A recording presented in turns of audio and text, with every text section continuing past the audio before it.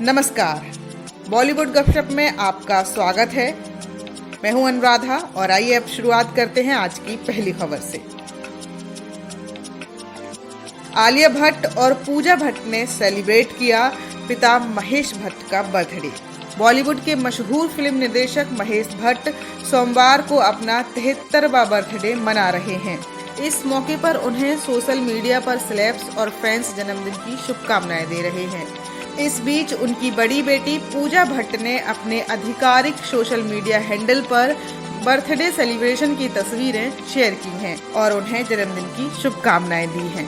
Photo में महेश भट्ट के साथ अभिनेत्री आलिया भट्ट अलग अंदाज में बर्थडे सेलिब्रेट करती दिख रही हैं। तस्वीरों में आलिया और महेश भट्ट बेहद खुश नजर आ रहे हैं। इन तस्वीरों को अभिनेत्री पूजा भट्ट ने अपने आधिकारिक इंस्टाग्राम अकाउंट पर शेयर की है और उसके साथ ही एक रोचक कैप्शन भी लिखा है। उन्होंने लिखा है, ये बर्थडे बॉय हैं, लेकिन बैठी हुई लड़की को भी नजरअंदाज ना करें। वहीं एक्ट्रेस पूजा भट्ट की इस फोटो को सोशल मीडिया पर खूब पसंद किया जा रहा है। साथ ही बॉलीवुड सेलेब्स भी कमेंट कर फिल्म निर्देशक महेश भट्ट को जन्मदिन की शुभकामनाएं दे रहे हैं। साथ ही उन्होंने अपनी इंस्टाग्राम स्टोरी पर एक तस्वीर शेयर की है जिसमें बर्थडे केक नजर आ रहा है। आपको बता दें कि महेश भट्ट बॉलीवुड के मशहूर फिल्म निर्माता और निर्देशकों में से एक हैं। उन्होंने फिल्म मंजिलें और भी हैं से बॉलीवुड में अपने करियर की शुरुआत की थी। इसके बाद उन्होंने लहू के दो रंग, जुर्म, अर्थ, सारांश, नाम, डैडी, आशिकी, दिल है के मानता नहीं और हम हैं राही प्यार के जैसी कई हिट फिल्मों का निर्देशन किया है। साथ ही उन्होंने कई चर्चित टीवी शो का भी निर्माण किया है। वहीं वो अपनी निजी जिंदगी को लेकर काफी सुर्खियों में रहते हैं। अगली खबर है, कोर्ट की सख्ती के बाद कंगना रनौत हुई कोर्ट में पेश। जावेद अख्तर के साथ चल रहा है एक्ट्रेस का विवाद। बॉलीवुड अभिनेत्री कंगना रनौत लंबे समय से जावेद अख्तर की ओर से दायर मानहानि केस को लेकर मुश्किलों में है। इस मामले की सुनवाई के लिए सोमवार 20 सितंबर को अभिनेत्री अंधेरी कोर्ट में पेश हुई। इससे पहले कंगना रनौत कोर्ट के आदेश के बावजूद सुनवाई की तारीख पर पेश नहीं हो रही थीं। उन्हें जावेद अख्तर के मानहानि मामले में कोर्ट ने पिछले हफ्ते भी सुनवाई के लिए बुलाया था, लेकिन वह कोर्ट में पेश नहीं हुई, जिसके चलते कोर्ट ने अभिनेत्री को फटकार लगाई थी। इतना ही नहीं, कोर्ट ने कंगना रनौत को चेतावनी दी कि अगर वह अगली तारीख यानी 20 सितंबर को कोर्ट में पेश नहीं होती हैं, तो उनके खिलाफ गिरफ्तार करने का वारंट जारी किया जाएगा।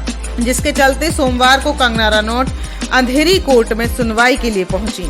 वहीं कोर्ट ने अब मानहानि मामले में अगली तारीख 15 नवंबर दे दी है। न्यूज एजेंसी ANI की खबर के अनुसार कंगना रनौत के वकील ने अपने मामले में ट्रांसफर अर्जी दाखिल की है, जिस पर 1 अक्टूबर को सुनवाई होगी। इससे पहले कंगना रनौत को बॉम्बे हाई कोर्ट से झटका लगा था। हाई कोर्ट ने कंगना की वह याचिका खारिज कर दिया था जिसमें उन्होंने गीतकार जावेद अख्तर द्वारा दर्ज किए गए मानहानि की कार्रवाई को रद्द करने की अपील की थी। सारा विवाद साल 2020 में शुरू हुआ, जिसे अब कंगना रनौत किसी भी हाल में खत्म करना चाहती हैं, पर जावेद अख्तर ऐसा नहीं चाहते। दरअसल ये मामला सुशांत सिंह राजपूत की मौत के बाद शुरू हुआ था, जब कंगना ने एक इंटरव्यू के दौरान जावेद अख्तर के खिलाफ बयान दिया था। वहीं जावेद अख्तर इस तरह के बयान से भड़क गए और उन्होंने कंगना पर छवि खराब करने का आरोप लगाते हुए मानहानि का केस दर्ज कर दिया।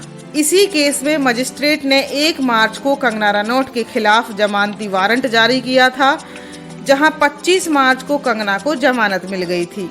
कंगना ने सेक्शन 482 CRP के तहत अपनी याचिका में मजिस्ट्रेट के उस आदेश को रद्द करने की मांग की थी, जिसमें पुलिस को जावेद की शिकायत के बाद जांच के आदेश दिए गए थे।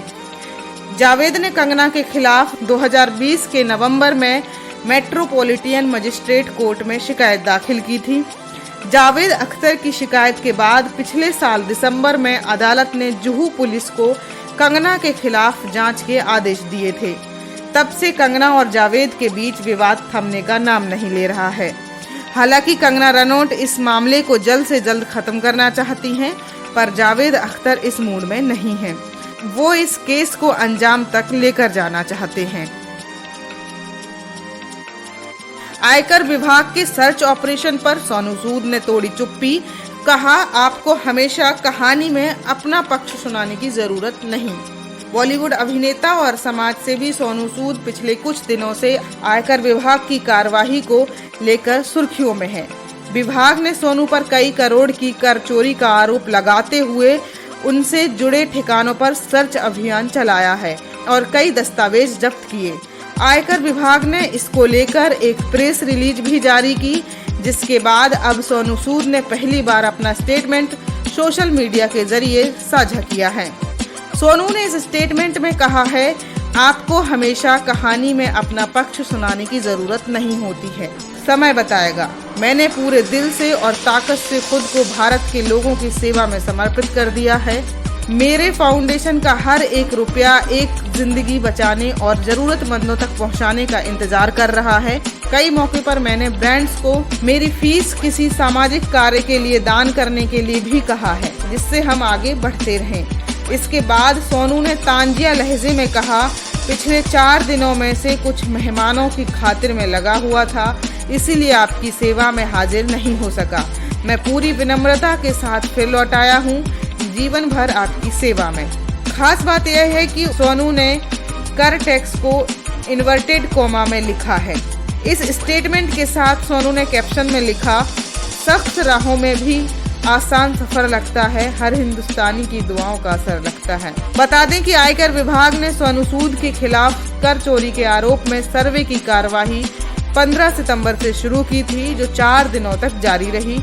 आयकर विभाग की प्रेस रिलीज के मुताबिक विभाग ने मुंबई, लखनऊ, कानपुर, दिल्ली, जयपुर और गुरुग्राम में सोनू से जुड़े 28 ठिकानों पर सर्च ऑपरेशन चलाया। इस दौरान सोनू और उनके सहयोगियों के घर और दफ्तरों की तलाशी ली गई और कर चोरी के काफी सबूत मिले हैं। और अब बात करें टीवी जगत की। टीवी सीरियल इमली में इमली पर भारी पड़ेगी खुद की चाल, कॉलेज से मिलेगा सस्पेंशन लेटर। गन पॉइंट पर होने वाली शादी का खुलासा करने के बाद आदित्य खुद ही मुश्किलों में घिरा हुआ नजर आ रहा है। आदित्य को पाने के लिए इमली और मालिनी की लड़ाई बढ़ती ही जा रही है। मालिनी और आदित्य को एक कमरे में रात बिताते हुए देखने के बाद इमली के होश उड़ चुके हैं। वो मालिनी पर फ्रॉड केस करके आदित्य को साफ सुथरा साबित करना चाहती है। मालिनी की एक एक चाल में इमली उलझती ही जा रही है, लेकिन अपकमिंग एपिसोड में वो अनु और मालिनी को मात देने की कसम खा लेगी। टीवी सीरियल इमली के अपकमिंग एपिसोड में आप देखेंगे कि मालिनी की मां किटी पार्टी खत्म होने के बाद घर वापस जाएगी। सुंदर ड्राइवर बनकर अनु को कार में बैठा लेगा। वो गाड़ी को सीधा चौहान हाउस में रोकेगा। यहाँ पर इमली मालिनी की तरह सज धज कर तैयार रहेगी। नशे की हालत में अनु को लगेगा कि वो सचमुच मालिनी के सामने खड़ी है। इमली अनु के मुंह से सच उगलवाने की कोशिश करेगी, तभी मालिनी वहां पहुंच जाएगी। मालिनी आदित्य और उसकी मां पर खूब भड़केगी। मालिनी दोनों से कहेगी कि आखिर इमली की बातों में वो इतनी आसानी से कैसे आ गए। मालिनी बेचारी बनती हुई कहेगी कि वो चाहती तो इमली और उसके परिवार पर गन पॉइंट पर शादी करवाने के लिए केस कर सकती थी, लेकिन उसने ऐसा नहीं किया। मालिनी अपनी मां को लेकर वापस चली जाएगी। उसके बाद आदित्य और उसकी मां इमली को खूब सुनाएंगी। अगले दिन इमली खुशी खुशी कॉलेज पहुंचेगी। वहां पर सभी टीचर्स धरना प्रदर्शन करने की बात करेंगी। कॉलेज के प्रिंसिपल से सभी टीचर कहेंगे कि वो इमली जैसी स्टूडेंट को नहीं पढ़ा सकते। मालिनी के सामने ही कॉलेज के प्रिंसिपल इमली को सस्पेंशन लेटर दे देंगे। इमली उनके सामने गिड़गिड़ाएगी कि उसके सपनों को ऐसे ना तोड़ा जाए। आने वाले दिनों में इस सीरियल में और भी ट्विस्ट नजर आने वाले हैं। वहीं बात करें पवित्र रिश्ता 2.0 का टाइटल ट्रैक सुनकर सुशांत सिंह राजपूत को याद करती हैं अंकिता लोखंडे। बॉलीवुड के दिवंगत अभिनेता सुशांत सिंह राजपूत का सुपरहिट सीरियल पवित्र रिश्ता के दूसरे सीजन ने आखिरकार OTT प्लेटफॉर्म पर दस्तक दे दी है। सीरियल पवित्र रिश्ता 2.0 में अंकिता लोखंडे और शाहिर शेख अर्चना और मानव का किरदार निभा रहे हैं। सीरियल पवित्र रिश्ता 2.0 के रिलीज होते ही अंकिता लोखंडे का उत्साह सातवें आसमान पर पहुंच चुका है। अंकिता लोखंडे लगातार अपने एक्स को स्टार सुशांत सिंह राजपूत के बारे में बात कर रही हैं। हाल ही में अंकिता लोखंडे ने इस बात का खुलासा किया है कि वो शो के सेट पर अक्सर सुशांत सिंह राजपूत को याद करती हैं। अंकिता लोखंडे ने बताया कि सुशांत सिंह राजपूत को याद करने की वजह क्या है। बॉलीवुड लाइफ से बात करते हुए अंकिता लोखंडे ने कहा, मैं एक प्रोफेशनल एक्टर हूँ, मैं हर तरह के हालात का सामना करने के लिए तैयार रहती हूँ। मुझे पता होता है कि मैं शूटिंग करने जा रही हूँ। आप केवल सुशांत सिंह राजपूत को याद नहीं कर सकते, साथ ही साथ आपको शूटिंग भी करनी है। अंकिता लोखंडे ने आगे बताया, सीरियल पवित्र रिश्ता 2.0 के सेट पर मैं हर सीन को अच्छे से निभाती हूँ, लेकिन जब भी मैं शो के टाइटल ट्रैक को सुनती हूँ मुझे अजीब लगने लगता है, मेरे रोंगटे खड़े होने लगते हैं। उस समय मुझे सुशांत सिंह राजपूत की याद आने लगती है। इस गाने के जरिए अर्चना और मानव की पहली बार मुलाकात हुई थी।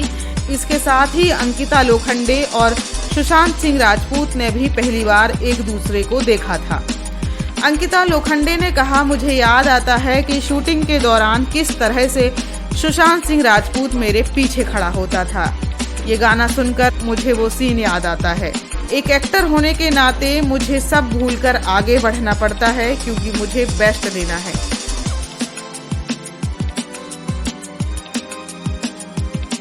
तो बॉलीवुड गपशप में आज के लिए बस इतना ही। कल फिर हाजिर होंगे नई गपशप के साथ। तब तक खुश रहिए, अपना ख्याल रखिए और मुस्कुराते रहिए। अनुराधा को दीजिए जाने की इजाजत। नमस्कार।